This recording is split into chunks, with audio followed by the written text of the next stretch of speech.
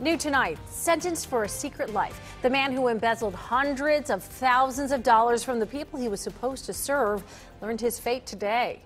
Robert Dew stole close to $800,000 from the city of Covington. The city was supposed to use that money for police, fire, and other public services. 9 on Your Side reporter Shannon Kettler was in court today when Dew learned the price he'll pay for his crimes. Shannon. Well, it's not very often a judge goes under the recommendation of a prosecutor, but that's exactly what happened today. The prosecutor wanted 15 years for Robert Dew, but instead the judge gave him the minimum of 10 years in prison for stealing from the city of Covington.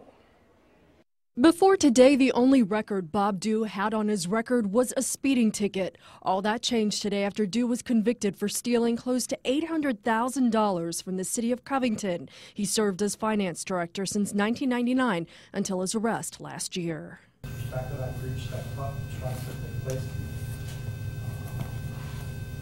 is something that I can't apologize for.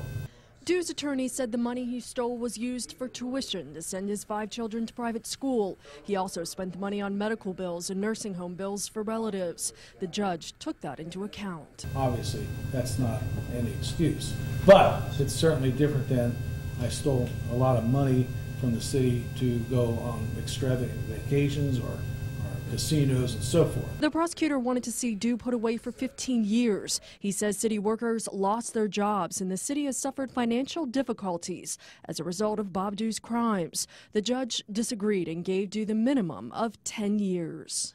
It's problematic, I think, because I think there's a stereotype, for lack of a better term, out there that public officials aren't held to the same standard that the average person is when it comes to the punishment they receive if they commit a crime. And this sentence is certainly not going to do anything to change that stereotype.